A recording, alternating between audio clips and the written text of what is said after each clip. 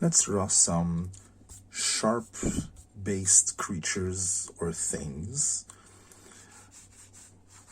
So I'm going to very loosely sketch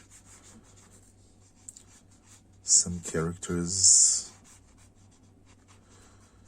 A few of them will be recognizable if you're into comics and stuff like that, and some will be just original creations that I'll be doing.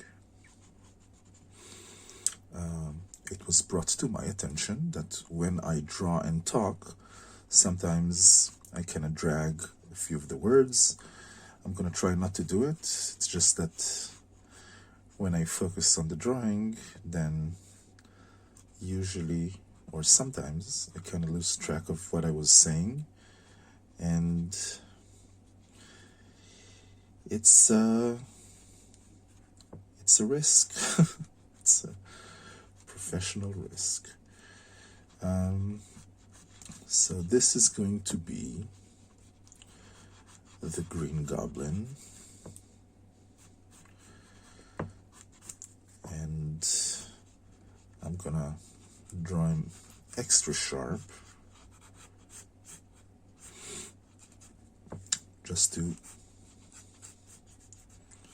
make sure it's even more dangerous looking.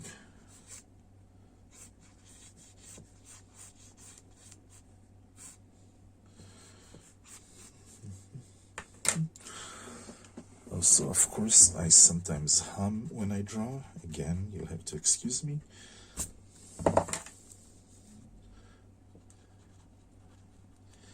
Small pupils. And the classic, he's angry and smiling, so it can't be good.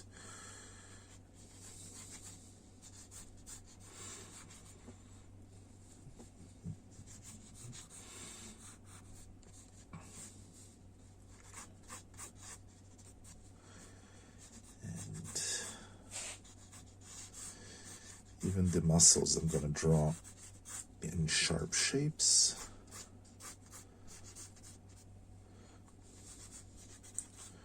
Just to accentuate how unpleasant and dangerous he is.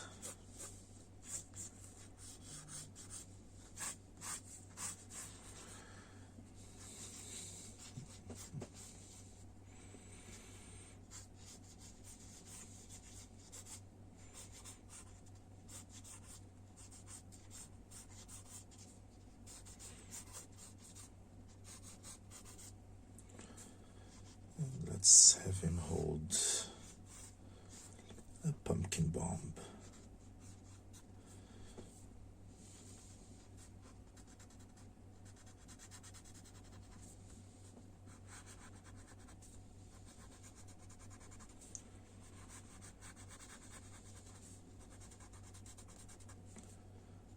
Here we go.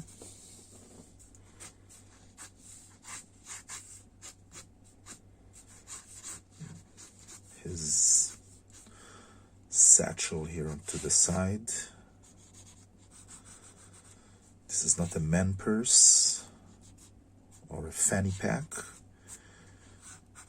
If the Green Goblin was real and he would hear you call it that, then death from above. Okay, so here's the Green Goblin, looking sharp and menacing. Let's do some more. Let's do some creature. When I draw creatures, I usually start with some sort of size relationship between two ovals. One of them is always the head, torso, and pelvis.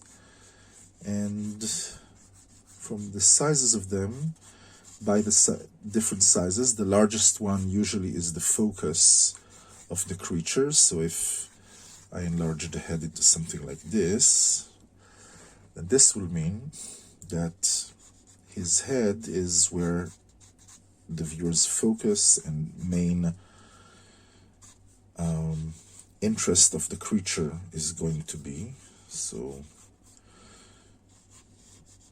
obviously you'll need to have some very powerful front legs in order to support such a head, and the neck must be very, very muscular too, and the pelvis and a tail to make sure that it's balanced and doesn't fall on its face as soon as it tries to take a step, is just some of the things you need to be aware of.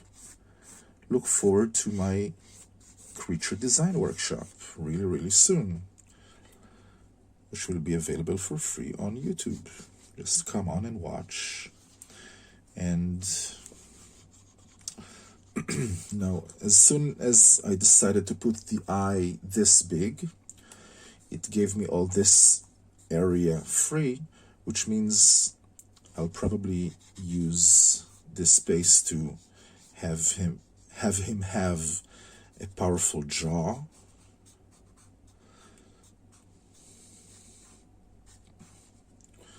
Which works. Some small horns that'll make him look a bit like a dog, like a dog's ears, and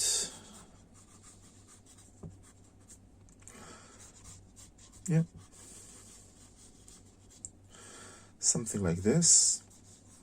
It's a bit humoristic proportions because it kind of looks like a sort of like a puppy, only it isn't, so it kind of looks a bit strange, which is nice, which is fine. I'm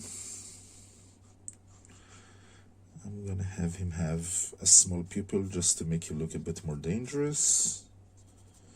And here we go, just to make sure it's all visible. Yay, here we are. Yep. Let's do another one. This one is going to be a berserk-inspired creature. So if you haven't read the manga Berserk, one of the aspects of the manga is where human beings sort of sell their souls by sacrificing something or someone's that's very important to them, and what they get in return is eternal life and a monstrous demonic form that is practically invincible unless obviously they meet a stronger apostle. That's how they're called. And the thing that most of them have is some sort of a facial expression, a human face, some sort of implemented inside a very, very monstrous form. So in this case, it's going to be at the end of the tongue.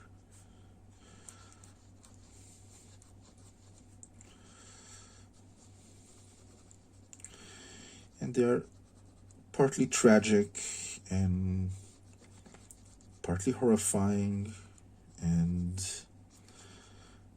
very disturbing in the best way possible. Just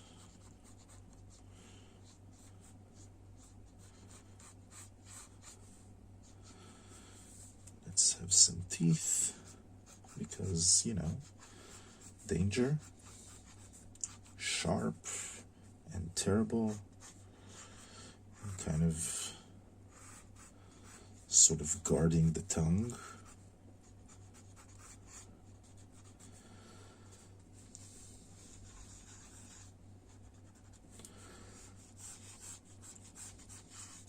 A lot of the influence, I think, in Kintaro Miura, the creator of Berserk, God bless his soul, had was medieval paintings of hell, mostly Hieronymus Bosch and probably Bruegel as well.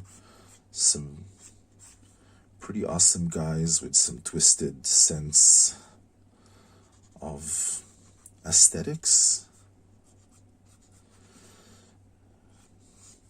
I'm going to make the tongue appear more 3D by adding this line that sort of will make it pop a bit. And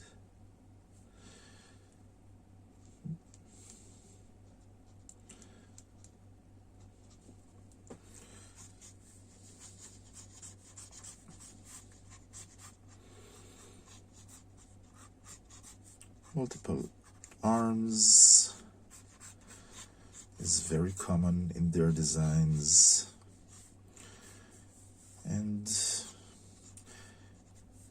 if I remember correctly, only one of them had like this really tragic story, even though he was like incredibly horrific. One of the first ones encountered in the manga, the Count. I'm not sure his name was ever mentioned. He kind of eventually wanted to sacrifice his daughter as well, after I think he sacrificed his wife. And it did not end well for him.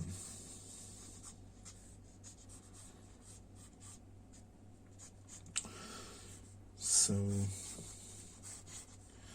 is this apostle worthy? I'm not sure. This is like a preliminary sketch.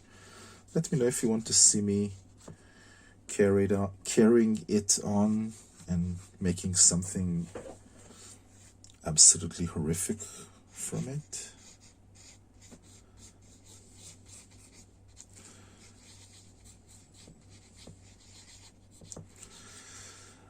I am really trying to, I could show more things if I make this run fast, but I really want you to see how the nitty-gritty of actual drawing.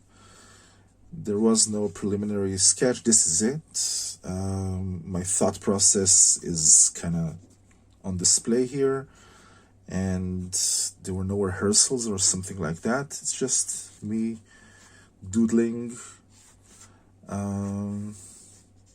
So yeah, for better or worse. And